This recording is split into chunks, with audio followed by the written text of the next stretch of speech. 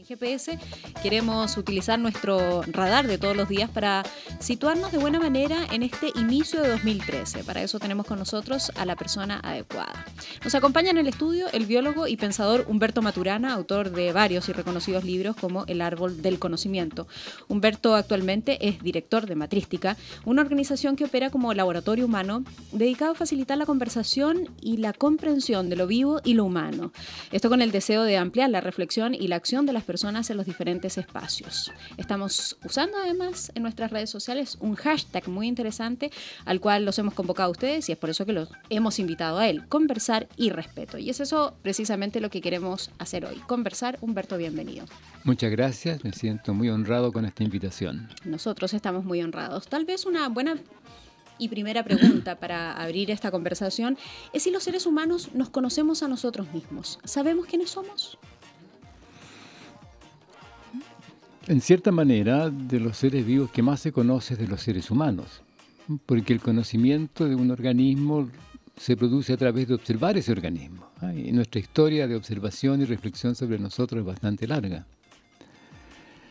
Pero al mismo tiempo, los seres humanos también inventamos explicaciones, teorías sobre lo que vemos. Entonces el conocimiento es siempre una mezcla de observaciones, de distinciones, de conductas, de procesos y interpretaciones, reflexiones explicativas de cómo ocurre eso. Nos creemos seres muy racionales, sin embargo, ¿somos seres más bien emocionales? Todos los seres vivos somos seres emocionales, todos. Nuestro origen también es de seres vivos emocionales hasta que surge el lenguaje. Y el lenguaje surge, según lo que nosotros pensamos, hará unos 3 millones de años atrás con la familia ancestral, que genera el espacio de cercanía y permanencia en el estar juntos que hace posible el lenguaje. Y con el lenguaje aparece lo racional. Lo racional tiene que ver con las coherencias del discurso y de los haceres a los cuales uno puede hacer referencia. Pero esas coherencias no son nuevas, sino que pertenecen al vivir mismo. Entonces lo que sucede es que con el lenguaje podemos abstraerlas y hablar de ellas. Y en ese sentido los seres humanos somos racionales, tal vez seamos los únicos que lo somos en ese sentido. Pero el fundamento de todo lo que hacemos es siempre emocional. Todo sistema racional se funda con premisas aceptadas desde la emoción, no desde la razón. Todos los sistemas racionales se fundan en premisas aceptadas desde los deseos, desde los gustos, desde las preferencias, desde la emoción. ¿Y reconocemos eso en nosotros mismos? No, usualmente no, porque nos acusamos de ser no racionales o de ser muy emocional. Pero resulta que todo, lo que guía nuestro vivir son las emociones, los gustos, los deseos, las preferencias, los miedos. Eso es lo que guía. Hacia dónde nos orientamos en el vivir depende de lo que nos interesa, de lo que nos gusta, de lo que tememos, de lo que rechazamos. Y sobre eso hacemos sistemas racionales explicativos, tratando de darle una forma o una argumentación lógica a lo que hacemos. Y fíjense que es interesante, existen dos tipos de preguntas que hacemos. Preguntamos, ¿qué razones tienes?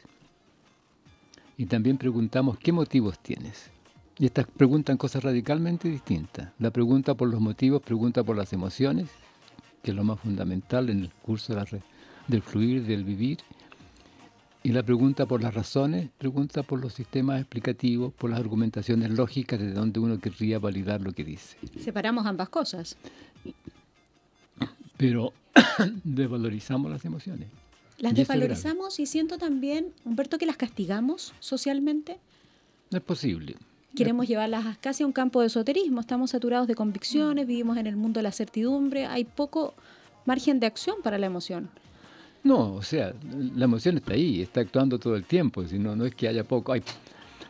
Hay un ocultamiento del hecho de que lo que nos mueve, en último término, son las emociones, deseos, preferencias, gustos, miedos, rechazos que tenemos. Y que la argumentación racional la usamos, por así decirlo, para justificar ciertas emociones o para invalidar ciertas emociones. Entonces es un juego siempre en esas dos dimensiones. Cuando queremos decirle al otro que tiene que hacer lo que nosotros queremos que haga, le decimos que sea racional. Cada vez que le digan a usted que tienes que ser racional, le están diciendo tienes que hacer lo que yo digo. Establecemos un cierto dominio sobre el otro de esa forma, ¿o no? O sea, queremos decir, hay un argumento lógico, universal, que es el que te obligaría a hacer lo que yo te digo que hagas, que es la razón. Por lo tanto, lo que te estoy diciendo, haz lo que quiero yo. Pero haz lo que quiero yo que hagas. Claro. La emoción. Estamos conversando con Humberto Maturana. Usted ha planteado que todo nace, o gran parte de los conflictos que tenemos hoy día nacen desde la desconfianza, ¿no? Que en la medida que hemos ido perdiendo la confianza entre los seres humanos ha surgido el control, también la negación del otro, y hemos ido construyendo estas ciertas teorías de la dominación. La pregunta que surge es cómo recuperar esa confianza. ¿Cómo yo entro en un diálogo sincero con usted confiando en que está diciendo la verdad, que es quien se presenta como es? ¿Qué es eso lo que yo siento que se ha perdido? Si uno quiere recuperar la confianza, hablando de la confianza, no va a resultar, porque la confianza ocurre en la aceptación de la legitimidad del otro. Por ejemplo, en el momento en que usted me invita y yo acepto la invitación, se establece un espacio de confianza, porque quiere decir que estamos dispuestos a estar juntos. Y en el momento en que comenzamos a estar juntos, en esa condición inicial de respeto, la confianza se expande. Vamos generando un espacio en el cual nos escuchamos, en el cual vamos haciendo las cosas que van resultando coherentes según las cosas que vamos diciendo. Así que la confianza se inicia en el confiar. ¿Y qué se requiere para confiar? Respeto. En el momento en que yo respeto al otro, el otro me va a respetar y aparece la confianza. Quiero contarle una anécdota cortita. Por favor. Que se la cuento porque me resultó muy interesante. Hace pocos días yo iba por una calle y un pequeño camión, por motivos de lo que quiera que fuere, acelera para adelantarme y al adelantarme me choca y me daña la parte anterior izquierda del automóvil. El automóvil sigue funcionando. Y esta persona se aleja y como media cuadra más allá se detiene. Y yo seguí. Y como se detiene, yo me detengo también. Y se baja y me dice, ¿qué puedo decirle? Yo le digo, disculparse. Me disculpo. Y me da la mano y empieza una conversación radicalmente distinta. Porque fíjese usted que acto más exquisitamente honorable, de respeto mutuo. Hubo un accidente, un choque, digamos, un auto una circunstancia. Un auto resultó dañado, a lo mejor de él también. Y lo que él dice es, ¿qué puedo decirle? Y ahí está la emoción, de dónde está hablando. ¿Qué puedo decirle?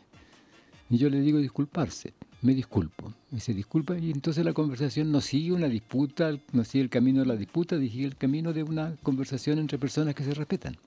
¿Eso tiene que ver también con que le damos muy poco tiempo a la conversación? ¿Con que tenemos poco tiempo para conversar o porque no generamos ese espacio? Porque finalmente a lo mejor no queremos desnudar nuestra alma. Cuando decimos que no tenemos tiempo en general, estamos diciendo no queremos. ¿Se conversa hoy día? Sí, pero esencialmente poco, porque se tienen muchas opiniones, que está bien, tenemos opiniones, pero se tratan como juicios. Cuando alguien dice, yo tengo un juicio tal, en el fondo lo que está diciendo, yo no me hago responsable de lo que estoy diciendo, porque lo que yo digo se valida desde otra parte. Si tengo mi opinión, yo puedo decir, tengo mi opinión, y uno es responsable de sus opiniones. Entonces, no conversamos porque queremos tener la razón, queremos tener la verdad, queremos que el otro haga ciertas cosas que nosotros queremos que haga. Entonces no nos respetamos, no nos escuchamos, y como no nos escuchamos, no conversamos. ¿Por qué estamos tan centrados, Humberto, en la lógica de la imposición de nuestras ideas? Porque vivimos una cultura de la competencia, de ganar, del progreso, del éxito, del competir. Fíjese que la competencia efectivamente implica la negación de lo que uno hace, porque uno hace las cosas en función de lo que hace otro. Para ganarle ese otro. Claro, entonces resulta lo que guía a mi hacer no es lo que yo quiero, sino que lo que el otro hace. Por eso yo digo que cuando hay un partido de fútbol, el que pierde es el más importante. Porque si alguien no pierde, el otro no gana. Pero como estamos centrados en esta idea de que el competir y que el ganar, que eso es bueno, el progreso, hay que ser mejor que otros, hay que lograr. Entonces siempre estamos en esta situación en la cual estamos negando a los demás para nosotros poder lograr algo, porque pensamos o actuamos como si el lograr algo en términos de la calidad de nuestro hacer dependiese del otro. Y no es cierto. No depende del otro, depende de la calidad de lo que yo hago. ¿Podemos vivir finalmente de manera distinta o estamos casi condenados, dado que somos un país que está tratando de convertirse en una nación desarrollada, a vivir de esta forma? No estamos condenados. Afortunadamente los seres humanos no estamos condenados porque siempre podemos reflexionar. Y aquí, ¿a dónde lleva la reflexión? Fíjese que la reflexión consiste en el hecho de que uno se detiene un instante a mirar lo que está haciendo y se pregunta, ¿me gusta lo que estoy haciendo o no? Pero tengo que mirarlo, y para mirarlo tengo que detenerme. Tengo que aceptar que posiblemente no sé, no veo. Entonces, en ese acto de reflexión se abre la posibilidad de cambiar de dirección. Se abre la posibilidad de darse cuenta de que en realidad no quiero lo que estoy haciendo. Así que vivir en la competencia, en la lucha, en este esfuerzo continuo del éxito, no hace que hagamos mejor las cosas. No nos abre espacios de reflexión que nos permitan escoger un camino u otro según lo que queremos vivir, según lo que queremos conservar en la convivencia. Pero hemos generado esa cultura. Sin duda, y la conservamos. La conservamos desde ni pequeño. Hablamos que los niños tienen que hacer logros, tienen que ser mejor que el otro, tú tienes que ser mejor. Tienen que dar exámenes para poder entrar al jardín infantil, al colegio. Claro, por ejemplo, pero tienes que dar exámenes pero en un ámbito competitivo. No le dicen al niño, tenemos que ver las cosas que hace para saber dónde estarías bien con lo que sabes para aprender más. Que es distinto. Si yo fuese rector de una universidad y viene un joven, me dice, yo quiero entrar a la universidad para estudiar tal cosa, yo le pregunto, cuéntame un poco lo que has hecho. Y conversamos sobre lo que ha hecho y yo digo, mira, si tú quieres aprender esto, antes tendrías que hacer esta otra cosa. Y lo guío en el camino, pero no lo meto en un espacio de exigencia. Lo acojo. Y eso es lo que no hacemos. Entonces estamos en las exigencias, en el competir. Y fíjese que uno no hace las cosas mejor cuando compite. Al contrario, está más ciego. No ve su circunstancia porque lo único que ve es el otro. Pues no es lo único, ¿no? Pero parte importante de la atención está captada ahí. Y no en las posibilidades propias, ¿no? Y no, las habilidades propias. No en las habilidades y no en la circunstancia en la cual uno se encuentra donde las habilidades de uno van a tener presencia. Usted ha planteado que a los niños hay que escucharlos para validarlos, aceptando por ende la legitimidad, por ejemplo, de un hijo frente a un padre, de un hijo frente a una madre, o a un papá o a una mamá, porque establece ahí una diferencia, o de un alumno frente a un profesor. ¿Es esa tal vez una de las carencias importantes que tiene nuestra educación, que ha sido uno de los temas que hemos tenido más presentes en la agenda pública durante los últimos 2 años? Yo pienso que sí, porque todos frente a situaciones nuevas tenemos dificultad en el sentido de que no sabemos. Entonces un niño que está aprendiendo algo nuevo, y lo nuevo no es igual para todos. El niño que viene del ambiente A y el niño que viene del ambiente B y el niño que viene del ambiente C. Algo que es nuevo para uno puede ser parte de la historia del otro, o para uno puede ser una cosa muy imposible, para el otro más accesible. Así que la tarea del profesor es poder escuchar esas 3 posibilidades para poder conectarse con cada uno de los niños según sus posibilidades, según qué es lo que puede ver en ese instante, porque todos somos inteligentes. Todos los seres humanos, en tantos seres humanos que existimos en el lenguaje, somos igualmente inteligentes, porque la inteligencia tiene que ver con la plasticidad conductual en un mundo cambiante, y para vivir en el lenguaje se requiere una plasticidad conductual tan gigantesca que a menos que hayamos tenido traumatismos de nutrición, enfermedades genéticas de alguna clase, somos esencialmente igualmente inteligentes. De modo que si este niño no entiende quiere decir que tengo que hablarle de otra manera, porque en el momento en que se encuentre con lo que yo estoy diciendo, lo va a entender y va a desarrollarse. Pero si lo dejo que se atrase, porque no me importa que no entienda, simplemente sigo adelante porque digo que tengo que seguir con el que está más avanzado, lo condeno. Lo condeno a un atraso permanente, porque sin pasar el punto A no pude llegar al B. Y eso es una de las cosas que hacemos. ¿Por qué? Porque tenemos que cumplir con el currículum, porque tenemos que satisfacer tales exigencias, etcétera. Y nuestra tarea fundamental como profesores es generar el espacio en que todos los jóvenes, niñas, muchachos, muchachas, se transformen en una ampliación del entendimiento, y mi tarea es guiar para todos las condiciones de que puedan encontrarse con sus capacidades y emprender su entendimiento. ¿Y cómo pueden ser allí una ayuda a los padres? El papá, la mamá, la figura materna, que yo creo que es muy importante, y también me gustaría una mención a lo que ha ocurrido con la inserción de la mujer en el mundo del trabajo, lo que evidentemente ha generado un vacío para algunos niños que bueno, tienen en su casa. Sin duda, si el trabajo, digamos, los niños necesitan a la familia completa. Si hay mamá y hay papá, mamá y papá son fundamentales. Si hay solamente mamá, la mamá es lo fundamental. ¿Y qué significa mamá y papá? Significa adultos que se respetan, que se quieren y lo quieren a uno. Y por lo tanto le abren espacio para que uno surja. ¿En qué sentido? Se transforma en la convivencia, aprenda al vivir. Por ejemplo, cuando un niño dice, mamá, una niña o el niño dice, mamá, ¿cómo se hace ese dulce tan rico que tú preparas? ¿Qué está diciendo? Está diciendo, uno, que aprecia el trabajo de la mamá. Dos, que quiere hacerlo bien él o ella también. Y tres, que está dispuesto a aprender. Entonces es maravilloso. Pero si yo mamá o yo papá le digo, ay, mijito, no tengo tiempo. Otro día te cuento, claro. Matas todas esas tres posibilidades. Estamos conversando con el biólogo y pensador Humberto Maturana, lo han comentado en Twitter, y nos preguntan aquí en nuestra red social que cuál es el camino alternativo a la competencia. Humberto. La colaboración. Usted suprime la competencia y aparece la colaboración. Entre todos lo vamos a lograr. Como una bueno, cuestión entre social. todos, pero claro, porque en el momento en que suprimo la competencia, dejo yo de estar centrado en ser mejor que el otro. Puedo mirar lo que el otro hace y aprender de él o ella, y el otro a su vez va a mirar lo que yo hago porque no está también compitiendo conmigo. Entonces, ¿qué aparece? La posibilidad de hacer algo juntos. Aparece la colaboración.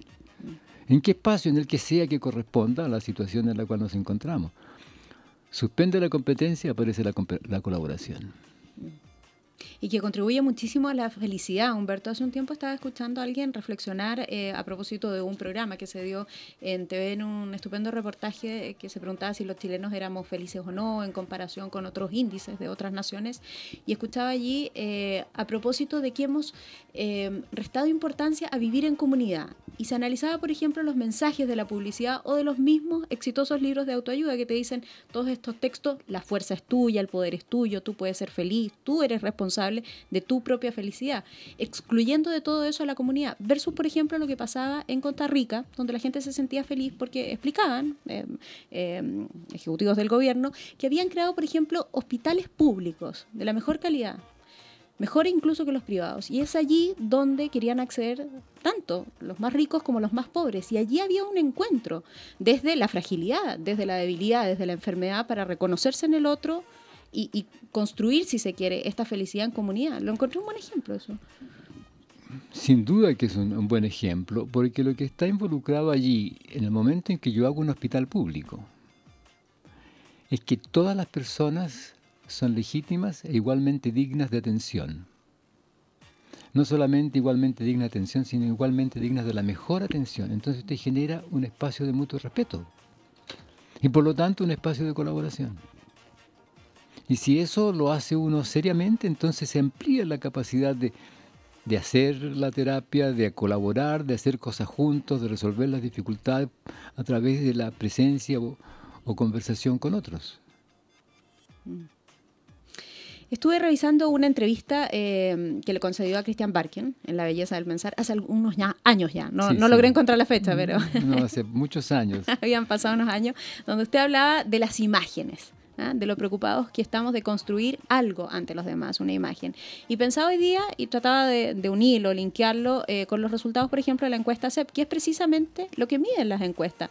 Una imagen de un determinado candidato, una imagen de un determinado presidente. ¿Por qué hoy día la imagen lo domina todo? ¿O no tiene usted esa sensación? No, sí, claro, yo tengo esta sensación, pero no solamente hoy.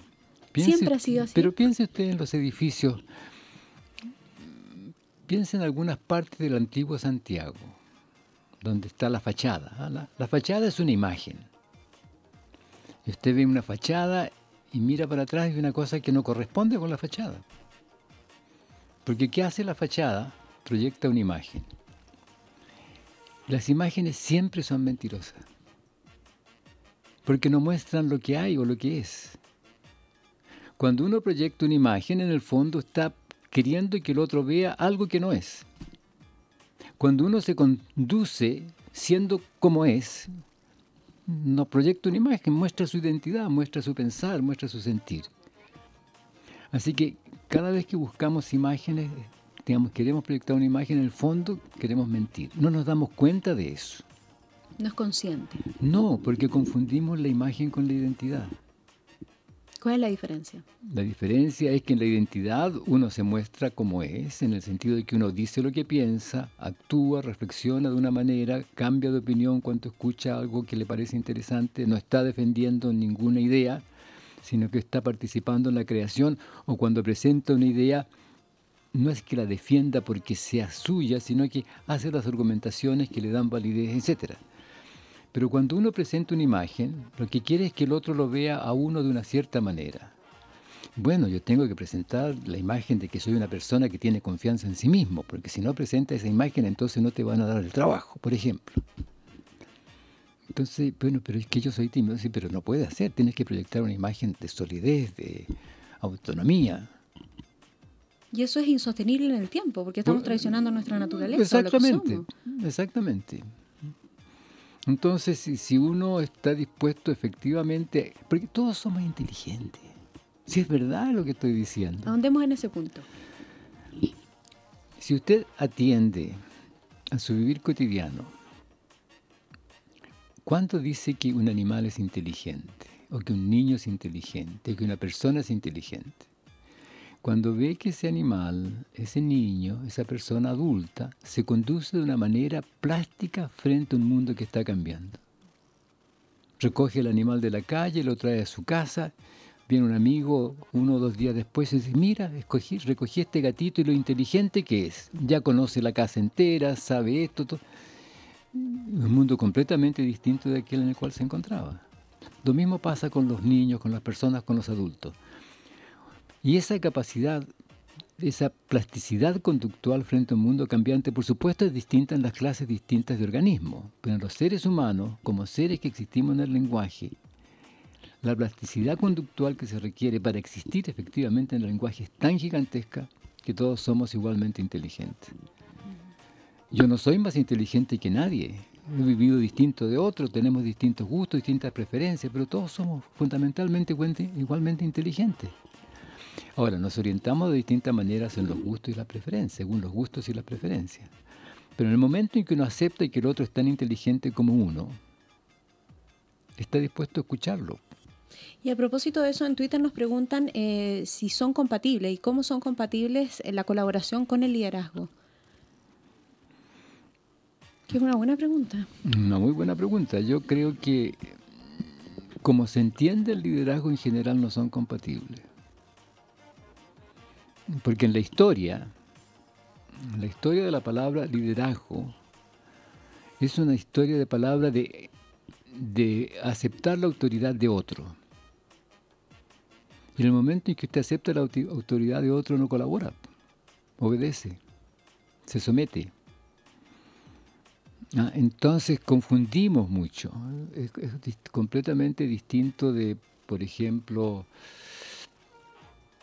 la coordinación, la conversación con otros que permite generar una idea y ponerse de acuerdo. Y en el momento en que nos ponemos de acuerdo sobre el quehacer, es el acuerdo lo que guía el quehacer, no el liderazgo. No la dominación. No la obediencia, efectivamente. No la obediencia. Y si usted atiende bien, usted se dará cuenta que cada vez que uno obedece, uno se siente mal. Es importante finalmente respetar los errores. Este es un mundo que no respeta los errores. No, absolutamente. Lo condena. Absolutamente, porque si no respeto los errores, no me doy cuenta de ellos, o los oculto, o miento. Pero el otro también tiene que respetar mis errores. O sea, cuando yo digo, cometí un error, estoy diciendo una cosa muy potente. Me doy cuenta que hice algo que era inoportuno, aunque en el momento en que lo hice pensaba que era así. Y eso debiera abrir la posibilidad de una conversación para corregir el error, para compensarlo. Bueno, ¿hay errores terribles? Sí, por supuesto que hay errores terribles que uno no quisiera haber cometido. Pero resulta que cuando uno hizo lo que hizo, no quería cometer un error, pensaba que era válido. Humberto Maturana, muchísimas gracias por habernos acompañado estos minutos. Ha sido un gusto tenerlo acá en GPS Muchas gracias por invitarme. Y al invitarme a mí, en realidad invitó también a Matrística, y lo que yo digo aquí en realidad es parte de lo que pensamos en lo que hacemos en la Escuela Matrística, en la investigación humana. Algo sabemos de lo que están haciendo allí. Estupendo. ¿Qué más debemos saber sobre eso? ¿Qué más deben saber nuestros auditores sobre el trabajo que se está realizando en Matrística? Bueno, tendrían que tomar algunos de nuestros cursos. Pero son para empresas, para personas, para todos. No, si hacemos cursos que son para todo público. Claro, por ejemplo, ahora a finales de enero vamos a hacer uno. Pero habría que buscar en el sitio matrístico. Matrística.cl. Matrística.cl, sí. ¿Cuál es el curso sobre biología cultural? Ese es el tema central. Biología cultural. No biología y cultura, sino que biología cultural. Los seres humanos somos, desde nuestro origen, seres que somos simultáneamente biológico-culturales. Interesante. Ahí está toda la información. Además están las publicaciones de prensa y algunas columnas de opinión o algunos pensamientos que aparecen reflejados en esa página web que es matrística.cl. Nuevamente muchísimas gracias y que tenga un gran 2013. Muchas gracias a ti.